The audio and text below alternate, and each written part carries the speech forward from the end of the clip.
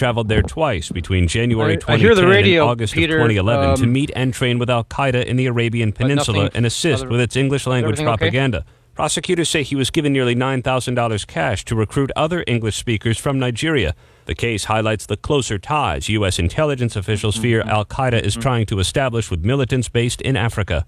Aaron Katursky, ABC News, New York. Also in New York, 2 former U.S. soldiers and a former German soldier arrested, charged with plotting to kill a DEA agent. Apparently part of a plan to import cocaine into this country. FHA, the Federal Housing Administration, says it needs a $1.7 billion bailout from the running community discussion on race in the country. We Act Radio. Do something. With your Working Virginia update, I'm Jesse Russell. U.S. Census data released this week revealed the number of Americans living in poverty was 15%. A number mostly unchanged since 2011. That translates to 46 million Americans in poverty, including 16 million under the age of 18. The data also revealed the number of individuals lacking health insurance did decline slightly in 2012 to 48 million Americans. That's down from 48.6 million in 2011. It was the third decline.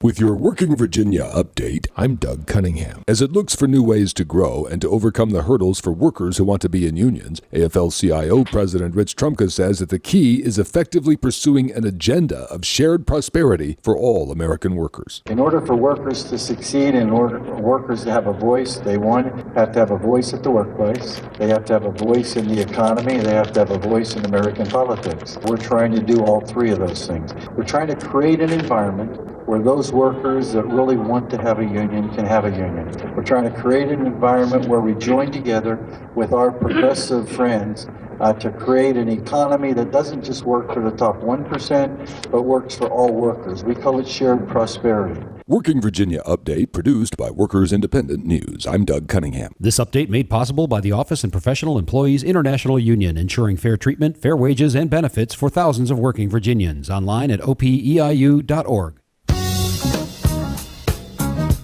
Yo, George Dr. Funkenstein Clinton saying you're listening to We Act Radio. They do the dog, y'all. What's up, everybody? This is Frank Knuckles from the legendary Roots Crew, and you're listening to right now We Act Radio. Stay tuned, stay locked.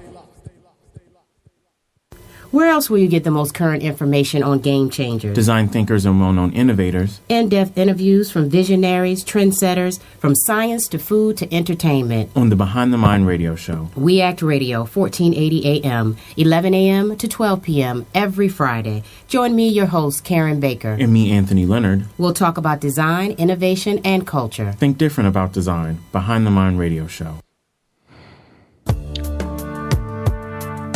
All right. We Act Radio, Behind the Mind. We want to hear from people that find the time to think and create these fine designs and then turn them into real product lines. So call us up, Behind the Mind. We want to hear from people that find the time to think and create these fine designs and then turn them into real product lines. So call us up now. Welcome, everyone. Welcome everyone. Welcome to Behind the Mind radio show on We Act Radio, 1480 AM, powered by Ethical Electric. I tell you, I always, live radio. It's a trip, to say the least. It is. You have to really be on your toes, I tell you. And prepared. Wow. But, I know a lot of people excited because today we're going to have co-author Tim Clark of Business Model Generation and now Business Model U. We love this book. Yeah. The original book, this book, both of them, we love it. Yeah, I mean, we had to use this book. It was first introduced to both of us through SCAD at the design management degree. But a lot of people know about this book. And when I even gave it to other people who are trainers or people in communications and marketing, it was like, oh my God, this is what I've been looking for forever. Because it helps you craft your craft in a way. It does. If you think about it like that. It does. It's amazing. Just going back to the business model generation, it goes into how to generate a solid business model. From that, we go into business model U, and it makes it, like I said on Facebook yesterday, it internalizes the business model and makes yourself a commodity. Yeah, and I mean, really, initially using the book for the business model canvas, and even doing like something like a journey map. Right. You know, you look at it and you would say, okay, could I actually use this for myself? And then here we go. Here's a book. Yep. You know, and as soon as I found out about it, I was like, "Oh my God, we have to have Tim Clark on the show." And he said, "Yes, thank you, Tim." Yeah, absolutely. And he's holding online. We're going to be bringing him on in just a little bit as well. But you know, the tools in the book. If you are in transition, they're excellent. I think also if you just want to elevate your game, it's another key thing that you can use as well too. I'm a big fan of this whole Holland's 6 tendencies. It just narrowed down really quickly who I am. You know, so the tools in this book are just incredible. It's It sold almost 1 million copies in combination. It's in 26 different languages, which is impressive. Yeah. Impressive. And Tim is just all over the world. I think he hit me Monday and he was in Budapest. I mean, he's just all over the world. Now he's back home, and then I think he's going somewhere else soon. So he's nice and cozy and going to be able to, you're going to feel like you got a lesson in the business model when you listen to this hour of Behind the Mind radio show. So we're going to jump in real quick to the idea of the week before we go to break and get to Tim. But, you know, there's some interesting things on Kickstarter. And one of them is this thing called Baron Fig, which is they want to basically take a sketchbook and a notebook for thinkers and simplify it. Okay. And it's interesting because they are 6 days away from meeting their goal. They had a goal of 135,000 in order to do this, and they're at 126.7 is what they're at as well. But when you read through it, I mean, I'd be interested for them to give me a little more insight, because when you read through it, I'm trying to really be clear on what makes it so different from a sketchbook that you pick up. Maybe it's just me. I don't know. I'm showing Anthony this at the same time, too. I even did the play. But, you know, when you look at it, they're just writing. Okay, so it opens flat. Well, that's one thing that I see. Right. Oh, whoa. Okay. So we're live. Hey. So it opens flatter than your normal sketchbook. Okay, got it. I always need backup over here. Let's see. Smart. So it does. And dot grid. Okay. Smart dimensions. Okay. I mean, I see how, but I don't see the benefit of it. Yeah, that's what I want to know. But a lot of people put their money behind it. So, you know, I need to be clear on the benefit of it. So if you are with Baron Fig, send us a Twitter message and tell us the uniqueness of this, because I would love to have you on. And I really want to promote it. Yeah. Because, you know, when you talk about thinkers, you know, creative people, we're always sketching. You know, I started using whiteboards on my tablet, you know, per a friend referring us to that, you know, and I'm just trying to figure out, you know, how could we use this better? And so they are have expensive, too. $20. $20 for one. Right. So, I mean, it comes in blank, dot, or gridded or ruled. Yeah, so, yeah. I see the point of that for me being an artist. Right. You have points of reference you can use that for. But, so maybe it makes it so that it gives you more of a technical angle to a sketchbook. Yeah. I see how it kind of marries architecture with design. Okay. All right. Okay, Anthony. That's what I'm seeing here. I'm just like, I see the guy. Okay. If you go on Kickstarter, take a look at it. Yeah. Baron Fig. BARON. And an FIG. So take a look at it, because they're 6 days from their goal, and I think they'll meet their goal. They're real close. So they're obviously doing something right. Which is great. So we're going to go to break, and when we come back, we'll go into this in-depth conversation with Tim Clark. We're not even going to break after we get ready. We're going to give Tim all the way through after 40 minutes of just straight business model generation. We'll be back. We're excited.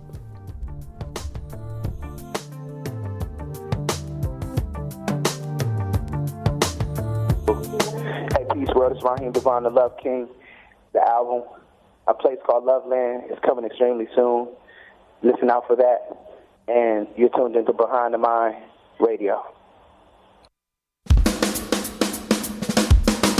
You're listening to We Act Radio, WPWC 1480 AM. Visit us online at weactradio.com. June 27th is National HIV Testing Day. HIV testing is fast, painless, and often free. I've been tested for HIV. I've been tested for HIV. Have you? To find an HIV testing center near you, visit greaterthan.org. Do you have a case of the sagging acne? For real progress. DC, we demand a vote for DC. We demand a vote, so tell Congress. Stop taxation without representation. Help win DC statehood. The DC Statehood Survey campaign starts June 26 on the National Mall, so please volunteer now by calling 202-232-2500 or send an email to standup_freedc@yahoo.com or go to freedc.org. Stop taxation without representation. Help win DC statehood. DC, we demand a vote for real progress. DC, we demand a vote for DC. We demand a vote, so tell Congress. So, this is Jason Orr from Funk Jazz Cafe Arts and Music Festival and Soul of Earth, the group. You're listening to Behind the Mind. And if you want to know more about us, check us out at funkjazzcafe.com, FUNKJAZZKAFE, not a C.com. Does your child have difficulty controlling their anger or a history of academic failure in school? Options Public Charter School offers a therapeutic learning environment with small classroom sizes and on-site counseling services to help students succeed. Options PCS is now enrolling grades 5 through 11 for the upcoming school year. For more information, call Options PCS today at 202-547-1028. Options Public Charter School. Exceptional education for exceptional students.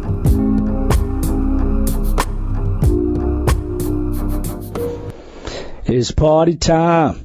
What's good? This is Tracy Lee, ESQ that is, and you're listening to Behind the Minds radio show on We Act Radio. Hi, I'm Patrick Ewing. I'm here giving something back to the community. I went to school here. I lived here in the community. I have an office here on Minnesota Avenue. I always loved D.C., just trying to give something back to the community of Ward 8 in this community or from around the country. We Act Radio, do something.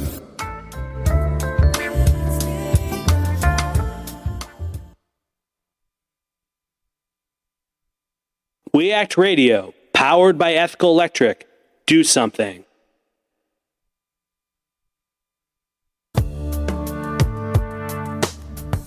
Welcome back, everyone. You're listening to Behind the Mind Radio Show. I'm Karen Baker. And I'm Anthony Leonard. And I think we have Tim Clark on the line with us. Business Model U. I'm here. Hey, Tim. Hey, good morning. Good morning. How are you? Hey, I'm great. Thank you so much for having me. Good. We're excited, and everyone's excited. Yes, we are very excited to have you on.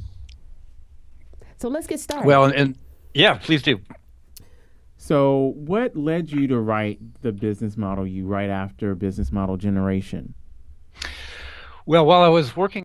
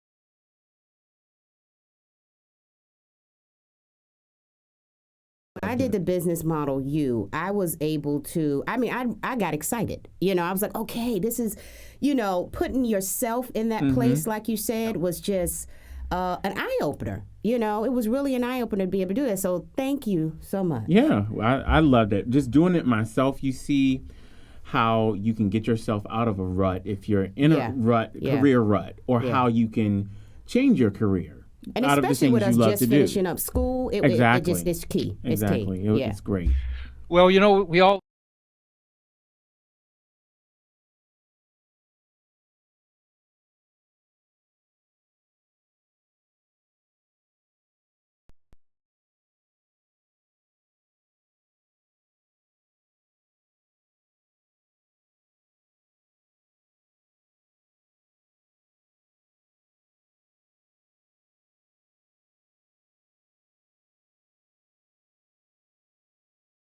bought some people the book. Look at you. Oh. All right now. What's that? Yeah, I was like, you need this. You need it. You need help. So how did you develop the content for the book from you saying, okay, I see how this could work. I see how this could work for others, business model you, but how did you develop the content to then have that be your driving force? Sure. Well, Anthony, I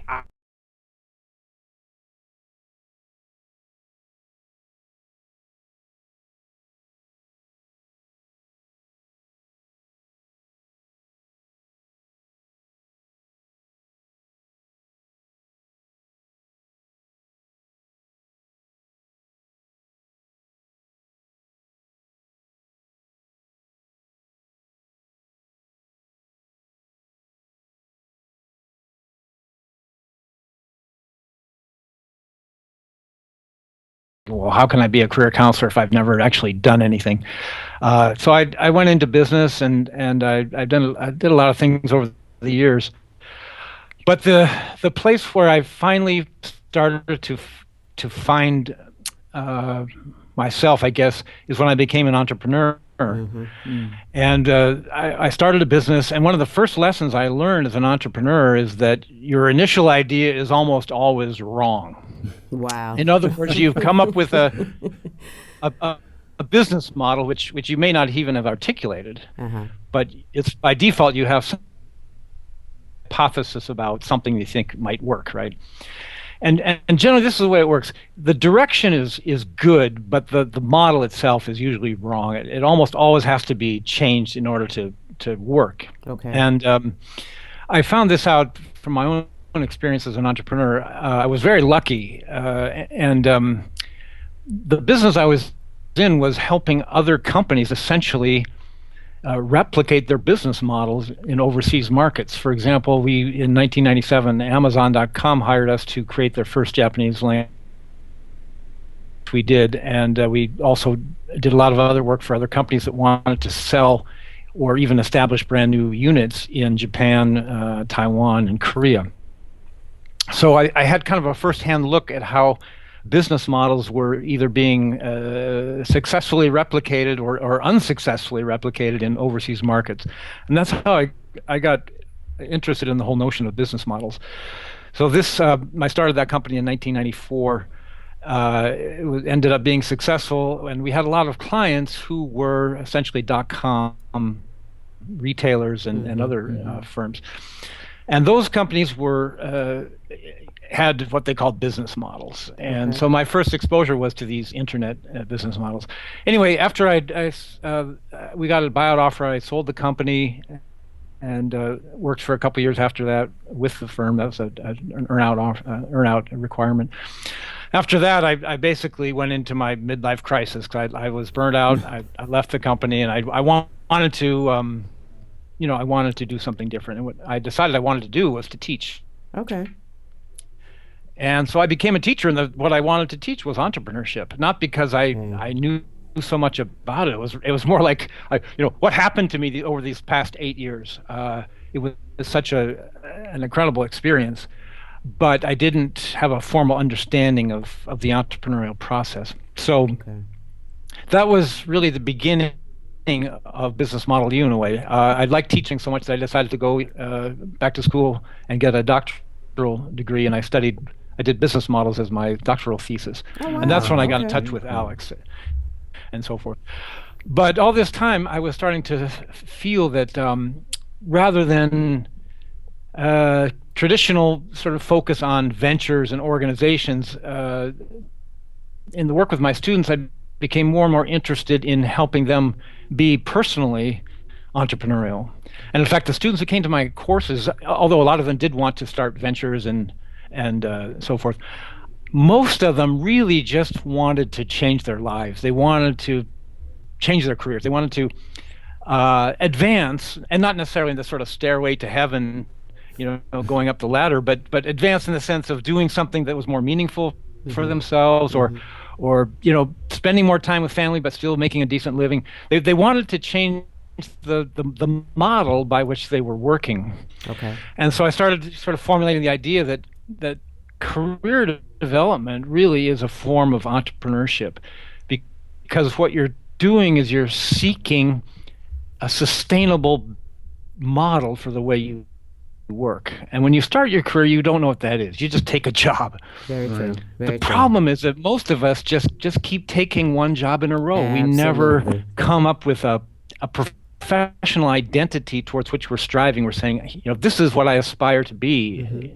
Ultimately, we just take one job in a row. But taking one job in a row is not managing your career. It isn't. Right. Absolutely. So what do you think are the 5 important reasons for you to do a personal business model canvas? 5? Can you name 5? He probably has more. You probably have about 20, but can we get top 5? Well, I think the first of it is that again, that managing a career really is not taking one job in a row. It's establishing or discovering, evolving your professional identity, and then creating a model for that. Okay. So that you can move towards that identity over time, but you must do that in response to the marketplace.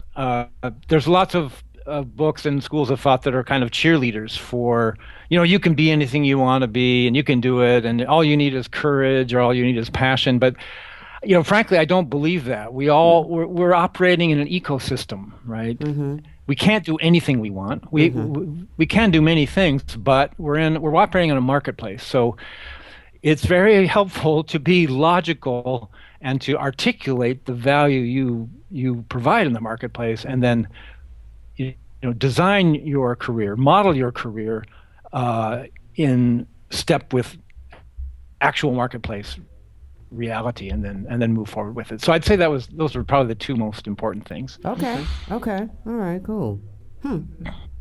So how did you know that the business model canvas was the right fit or muse to then put that business model you spin on it? Well, Anthony, I didn't, but I had such a powerful experience that I had a hypothesis that it would be. Okay. And so I tested that with a number of people, and everyone with whom I tested that had a similar experience. So I had a pretty strong feeling with some data that said, this does work for individuals as it does for organizations.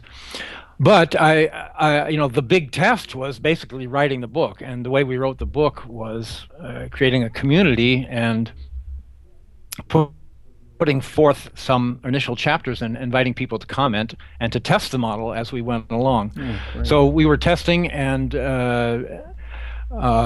revising as we went along, and what we came up with by the end was similar to, but still quite different from what we started with at the beginning. So that was how it evolved. Okay. Well, wow. In doing the business model canvas for yourself personally, is your suggestion that, okay, so you have the book. Do you just start from page 1 and move forward? Because that's what I did. I just followed the book. But if someone's some people, don't want to follow a book. But do you? Sure. Would they just jump into doing? Or where would they go? Yeah, where would they go if they say, okay, I have this book, but I'm not a reader. I'm not reading all I don't of it. want to do anything else self-help, which you hear people say, Absolutely. Do they just jump in? It's a great question, and I think it really depends on your stage of life. Okay. If you're a student, you don't have a lot of full-time work experience, you still may want to do quite a bit of self-discovery. Then you might want to start right at the beginning. You know, if you're a mid-career professional and you're looking to make a change or even to reinvent how you work, you might want to jump in straight in with the canvas, because you can just take the canvas and you can draw a diagram of where you're at today. You know, here's my activities, these are the value I create, here are my customers, these are the channels. And you may have a pretty good self-knowledge at that point, so you don't necessarily need to go back and do a lot of the self-discovery exercises. I took it in sequence on the assumption that people were doing kind of a pretty from the ground up reinvention, and that they may want to start from the very beginning. But certainly you can jump in wherever it makes sense. Okay. All right. So, with that said, then, do you think that the book is just for people in transition or feeling stuck where they are, or what? Well, I think it's particularly helpful for people who feel stuck or in transition, or they're not getting the traction they want, or external forces are forcing a change on them. The industry's consolidating and so forth, or the company they're in, the organization they're with is declining. On the other hand, I think it's also useful for students or people who are just starting out in their careers to get a sense that you don't plan a career, you model a career. Right. Excellent point. You test it. You're testing things, and you're going to make iterations as you go along. But you want to do that with the idea again that you're not just taking one job in a row, this sort of sequential, rocket launch and bunk, and then you land on planet job, and you suck all the oxygen out of the air, and then you die. Okay, got to relaunch again. You really want to be kind of orbiting this career universe in a new way. The other thing I'd say, though, is that it's really important that we all realize that this is what we're trying to learn here, is the skill of modeling. We're not trying to come up with the right model and then we're going to execute on that model for the rest of our lives. Because we all know, and especially coming from a design background, that the shelf life of an organizational business model is getting shorter and shorter and shorter, right? Yep.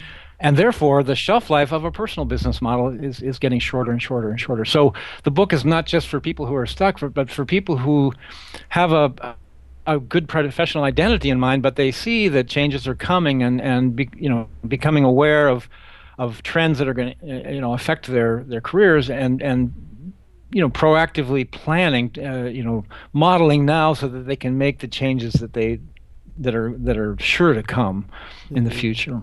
Do you think, based on, you continue to travel to do workshops, do you think initially when people start into your workshops, do they get the fact of the modeling, or do more people turn around and just keep going job to job? Is that the higher percentage of what you see? Or because, when people come in your class, they already have the knowledge, I'm ready to change. Right. But, do you think the general consensus is most people just job to job and don't model a career?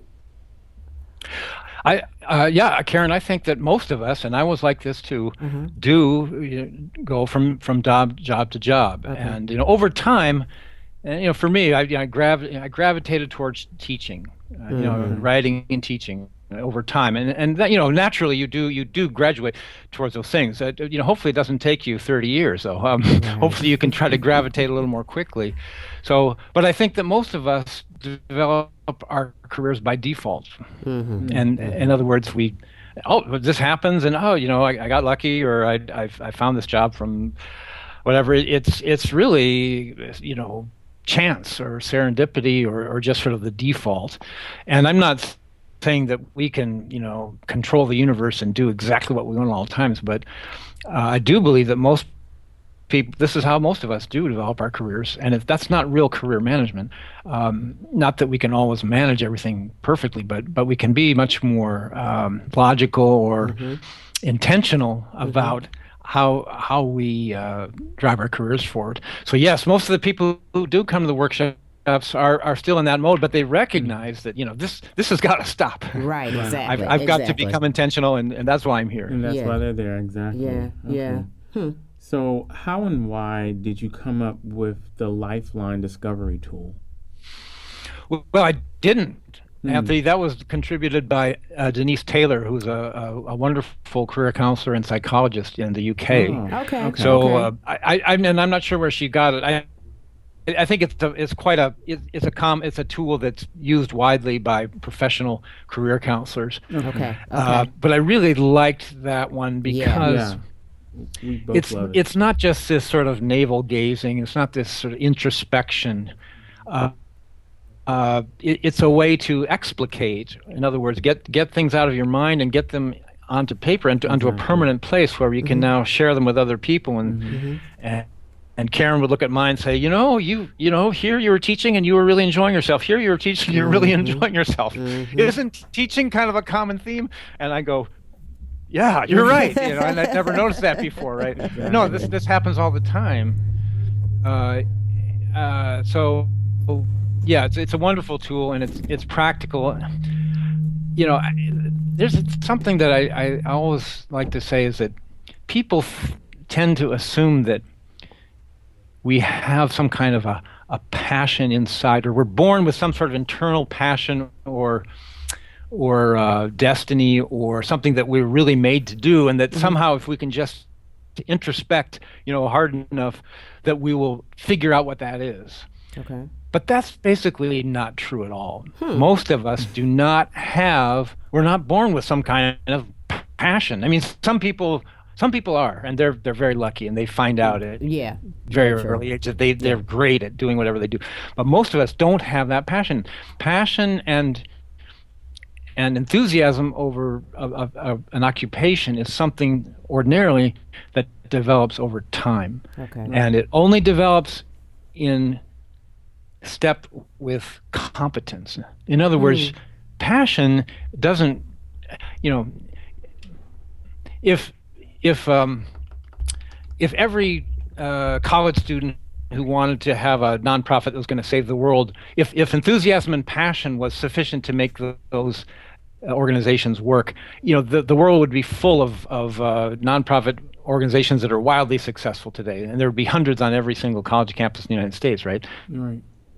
But the fact is that's not the case, and the reason is because passion and enthusiasm is not enough to develop a career. You need competence and you need experience. I mean, these are not things you want to put on the cover of a best-selling book because people want to think that it's easy and fast. It's not. It's difficult and it takes time. That's the truth, right? So, passion and enthusiasm develop over time in step with competence and experience. And just in people listening, hearing the fact that everybody doesn't have that passion in the very beginning, is probably people's hearts skipped a beat for just a second. Because, but it's true though. Yeah, it's very true. It is true, but people want to believe that, and maybe it hasn't come to me yet, that type of thing. Well, yeah, I was the same way. In college, you're passionate about sex, drugs, and rock and roll, maybe. But most of us can't make a career out of that. Maybe Keith Richards can. You've done a good job at it. Right. But and you feel like, gosh, what do I care about? Well, you don't go easy on yourself. You should. Most of us don't have passion. Again, give yourself time. It'll come with time. So don't beat yourself up if you don't feel like you've developed passion in your life yet. That'll come. Well, that's good to say, because I'm sure most people beat themselves up. That they don't have passion and probably get to a point where they think it's just never going to come because they don't know how to tap into it, at all. Well, and people think I missed my calling, or what's my calling? You've heard that term, right? And that I think that's a kind of a destructive term in a way, because the original meaning of calling is a Christian term, that you're being called by God to do some wondrous work on earth, right? And so people that came into sort of secular, non-religious life as a feeling like, wow, what's my calling? What was I put on earth to do? What should I do? And if they don't have some wondrous, life work in mind, they feel really inadequate. So I think that we got to recognize that well, first of all, most of us don't have calling. The calling is a very strong word. It's like a missionary or an artist who's got to do this at all costs. Absolutely. You know, it regardless of whether you make money or anything. That's a different world. There's very few of us live in that world. Most of us live in the world where we want to make a living and we want to be satisfied. We want to contribute and be satisfied, but we also want to do something that we like. You know, we don't want to be miserable. Right, exactly. I mean, I think that's why with the Lifeline Discovery tool, when you do the high and the low points, you know, it especially when you have to go back as far as you can remember. And I know for me, I was like, just to say that was like, oh goodness, you know, I was like, you know, you're like, how far back can I go? You know, and then, you know, after I did it, it was like, then it had this long high point, which for me was a great recognition. Like, okay, wow, there have been this place, and then it dropped down for a second, you know, and it came back up again. But really, because I had done the exercise about before you were 20, as well, doing that prior helped me to do the high and the low points easier. Because I think that if I wouldn't have done that, I probably would have gone back maybe about 5 or 6 years, like right before I had my son, because for me that's what's most in my mind, and probably is the most celebration.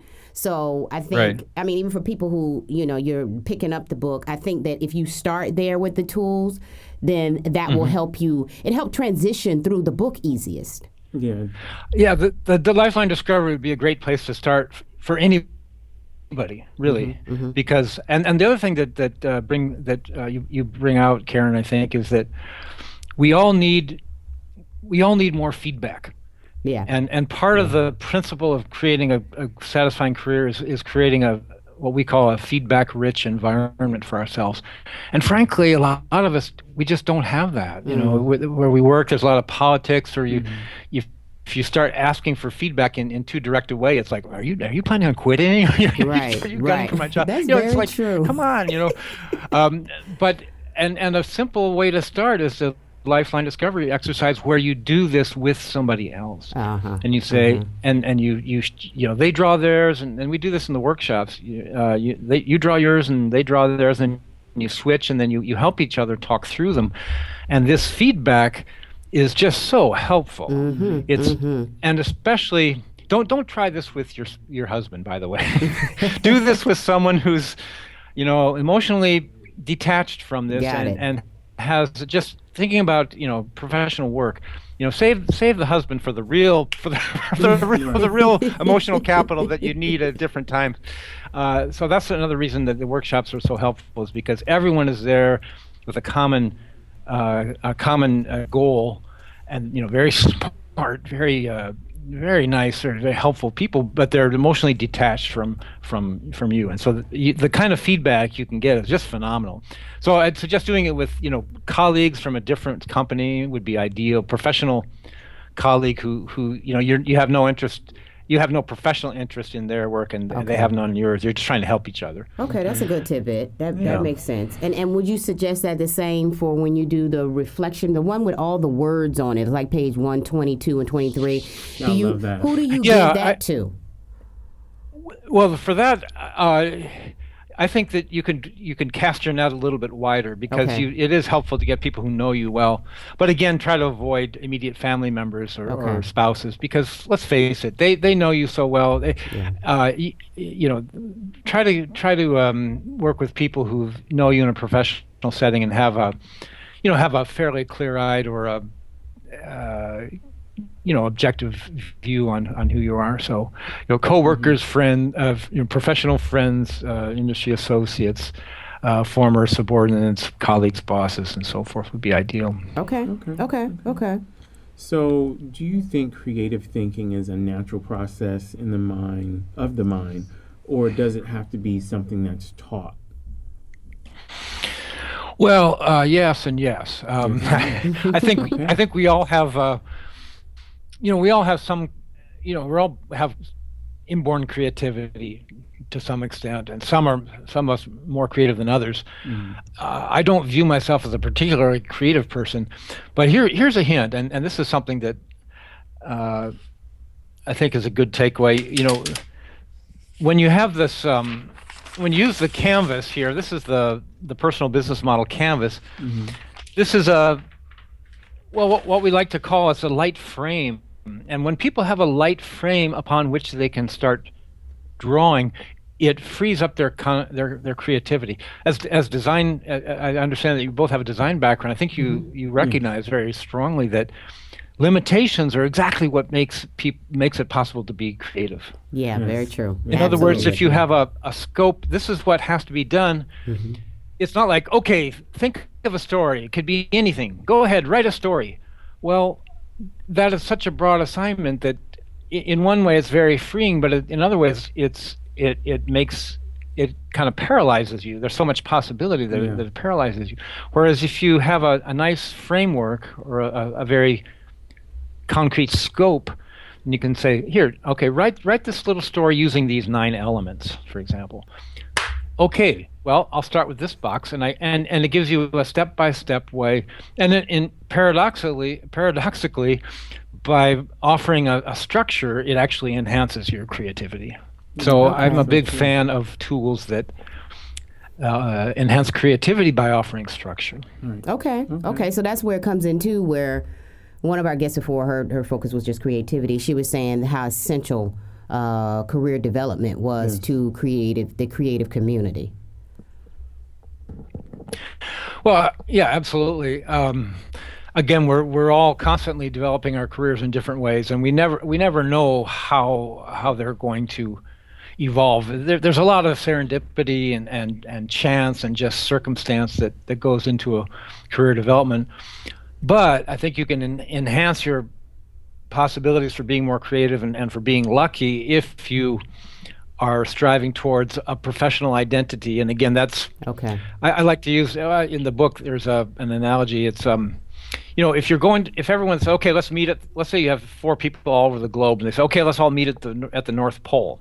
Mm-hmm. Okay, so 37 days later, they all make their way to the North Pole, and they all meet and say, okay, we're all at the North Pole. What's next? Mm-hmm. There's no place to go. They've all got to go now in different directions because they're all at the North Pole. But that's funny. If you were, they say, let's all aim for the North Star, which is way off in heaven somewhere. Let's all aim for the North Star, and that can align our directions. Then you're never gonna get there, right? Because it's just a direction. You can never travel all the way to the North Star. But it's a constant alignment. It's not a destination that you're going to reach, and then there's nowhere else to go. It's like this constant guiding direction. That's your professional identity. That's what you want to strive for. Okay. So if you can establish that, that's going to help your creativity and your career. I never thought about it. Yeah, that's interesting. I mean, it's a good, the story really helped it too, because I'm a visual person. So I was like, okay, the story. Yeah, absolutely. That's interesting though. Very. Because I know for me, just you two coming from a design background, we like loose structure. Yeah. It's like, okay, we know we can go but so far, but we know what is expected of us. Yeah, and then my business background pulls in where I like tools. That's why I started from page 1. Yeah, me too. Because I was like, every step I have to do, and not skipping on to the next step too. So the business side pulls that in, but then the design side, wants the wings to not be, trapped in any particular way as well. So, and that struggles. One of the reasons business model generation was so successful is that if you look you go into any bookstore and you look in the business section, right? And you pull out any single business book, and it's all text and maybe a few Excel, graphs, right? Or a few tables. That's very true. But there's no design. Yes, absolutely. There's essentially no design, and business model generation was, in my view, probably the first business book to have extensively designed, but for the design to be integrated into the message of the book as well as just the looks of it. As you know better than most of us, design is not decoration, right? Yeah. Design is an integral part of the message and the value of something. And so that's I think one reason, not by no means the only reason, but that integration of design and business in the book itself was a huge factor behind its success. Yeah, and I think people who are design, plus business, that's why people were so excited behind the book, because like you said, if you go and you read, it really is just text heavy. Text heavy, but it's engaging. Yeah. And it's engaging through the design. From me looking at it from that aspect. And the to-do things, the ability to do things with the book, because especially if I started initially getting an MBA, it just was not for me, but it was because it was so text heavy, it was so theory-based, that it didn't hold me for me to turn around and get an MBA. It just did not work. Right. Which is where we are now. And we love what we do. Yeah. Well, my ears are burning because I did get an MBA. It took me 6 years to get through that course. See, that's what would have happened to me too. See, terrible. It was so close. I barely made it through. Yeah. And I'm glad I did. In retrospect, it was great. But it was really about vocabulary. And if you understand the vocabulary and you understand the principles about this, now you can talk to an accountant and you understand. Now you can talk to an operations management person. Now you can talk to a marketing person and you understand what they're saying. That's really what it was about.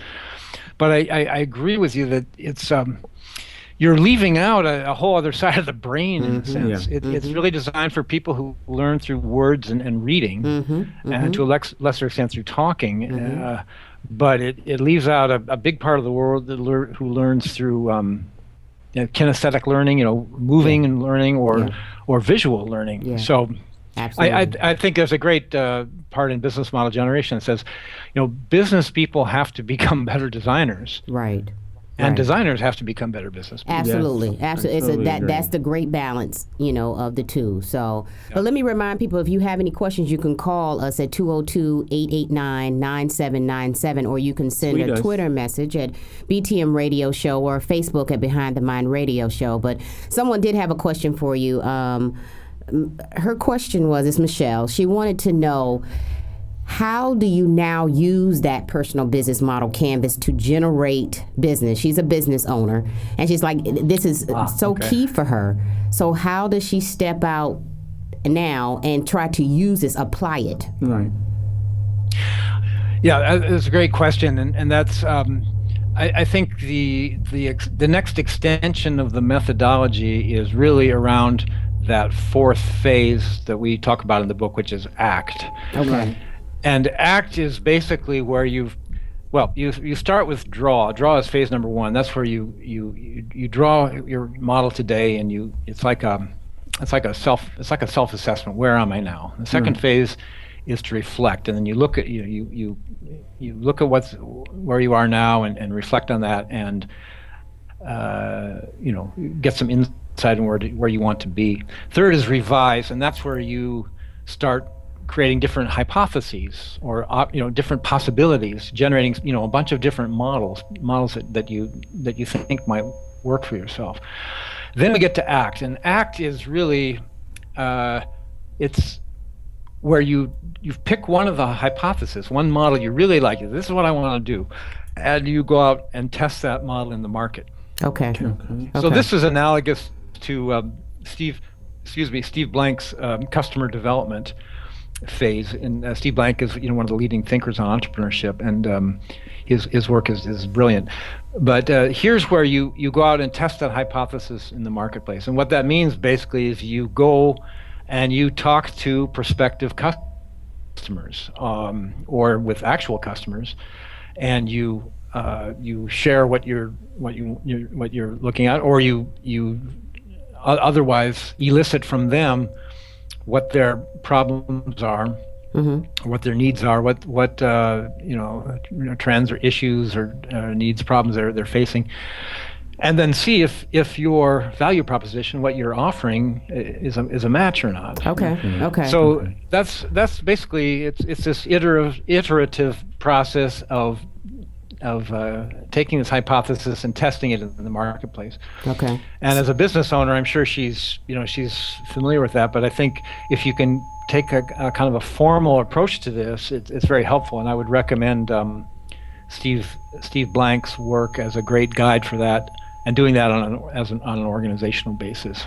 So should she test it from existing clients, or, you know, when you test, you know, because sometimes you don't want, you know, your clients knowing that you're tweaking things. Yeah. So how do you do that without exposing too much, or should you expose? You know, that's interesting to me. Yeah. Well, I think it depends on, you know, she's got customer segments now. Mm-hmm.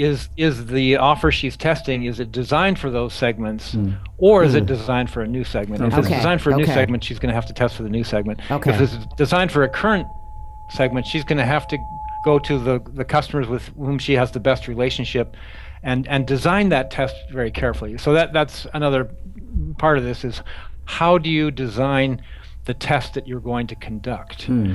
And you know, when Steve Blank talks about this, and a lot of the businesses he deals with are software and web-based, and those kinds of tests can be very discreet and clear-cut and clean, because you put up a web page, see how many of this you get, blah blah blah. Right, exactly. That's you know, if you're in a service business that's not all web-based, it can become, you know, it's very challenging. It's not an easy thing to do. So. Yeah.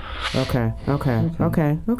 Cool. So what would testing that look like? What would you, just as an example, how would Michelle test her business model?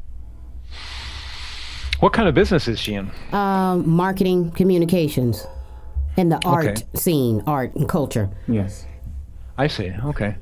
Well, so she may have a hypothesis that, you know, a certain form of social media and a certain type of message within a certain form of social media could be very effective in acquiring new customers or sponsors for let's say a certain type of exhibition or whatever. Okay. So one thing she might do is go to a current customer and say, look, I've got this. I have this hypothesis that I want to test, and here's what it is. I believe that that this, you know, if we do these kinds of placements in these kind of media, that we could try some that we might be able to really generate some traction in this area. Okay. Would you be willing with me to test this? And what I'll commit for you is to do this test at half my regular rates. And then you would just agree to buy, you know, to do this spend on these certain ads. Okay. That would be the most direct and form of testing. But to be really honest and upfront with your client, and say, you know, this is something we can try together. Okay, that's good. Okay, that makes sense. Yeah, because I was worried about, like, how would you do it without giving the client too much risk? And you just said that, like, cutting your rate. So, right. Yeah, okay. Okay, did you hear that, Michelle? I hope you're listening. And by the way, if you would like the Russian version of a business model, I'd like to promote it right here on the show. Yeah. Well, there you go. So, all right. Perfect. Wonderful. Absolutely. Yeah. So we were tweeting out the Holland 6 tendencies because that's my favorite. Yay. We love them. Yeah, I scored. We have to talk about those. 19 in the artistic category. Everything else was like 7 and 5.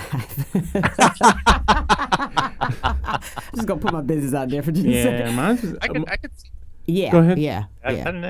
Yeah, it was 19. Well, John I Holland, was surprised too, though. I didn't know it was gonna be that. You know what I'm saying? That high either. Mine's was bad too. So. Yours was in high and then above 15 as well.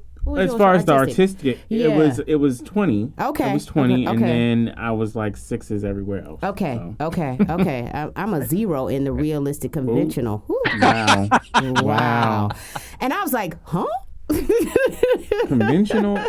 She even wrote in hers. You got to show them. I mean, because I have been in business so long and have, you know, next was my creativity portion. So it really lets me know how I have shifted since going to SCAD. It has, totally has done a shift for me. And I think it's always been there, don't get me wrong, but for 18 of the years, I've been so business marketing focused.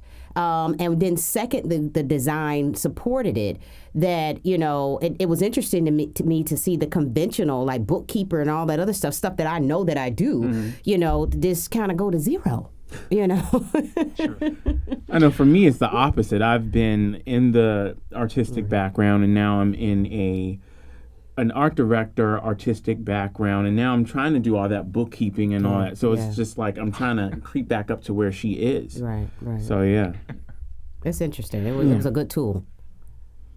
Well, for listeners who aren't familiar with John Holland was a very influential psychologist, and he made a statement that he's one of these guys. He came up with this amazing insight, and it's such a simple idea, but as soon as he expressed it, everyone understood that it is intuitively obvious and absolutely true.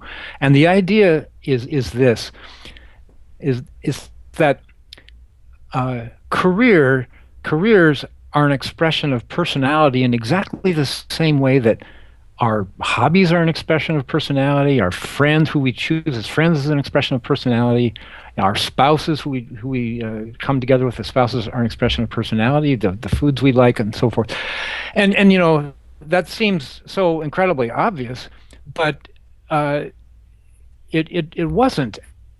And that has a lot of implications. And one of the implications is that you need to be in a workspace that's compatible with that personality. Exactly. Yeah. And when you think about a workspace, what is a workspace made up of? Well, it's basically made up of other people, right? Yeah. Right? Yeah. And so if you're, and not to generalize, but it's essentially, largely true that, people who work in insurance companies and banks tend to be tend to be conventional, have this conventional bent to their personality. They like order and rules and convention and for things to be orderly and so forth. If you're a creative person, you're not going to be happy working in a bank and an insurance company. Okay, this sounds just so incredibly obvious, but and anyway, he came up with these 6 personality tendencies, and again, they're not types. They're just 6 sort of tendencies we all have. There's conventional, enterprising, social, artistic, conventional, investigative, realistic, and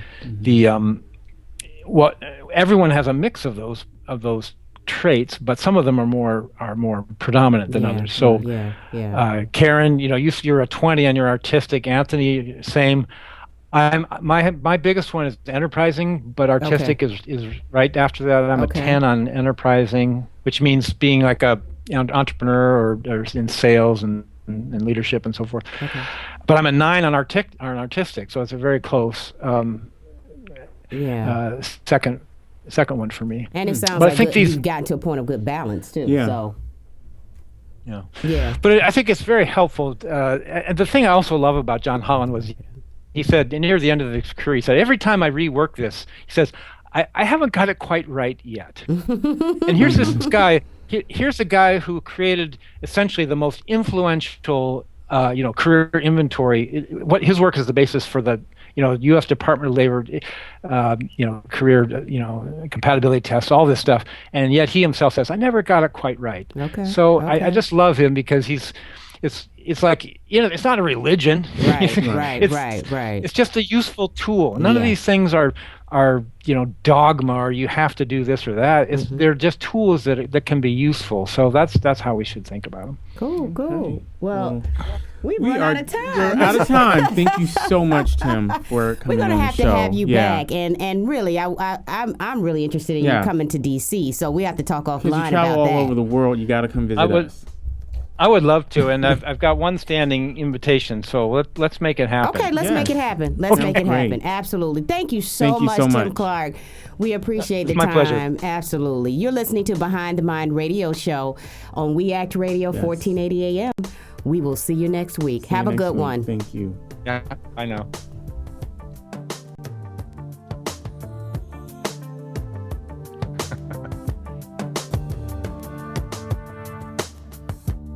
We Act Radio, Behind the Mind. We want to hear from people that find the time to think and create these fine designs and then turn them into real product lines.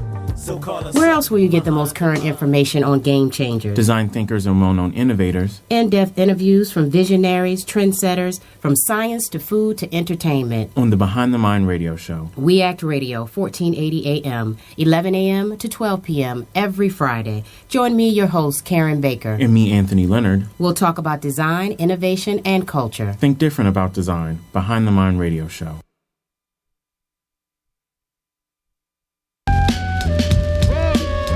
Stay tuned to We Act Radio, Washington, D.C.'s only independent radio station. Catch us online at weactradio.com.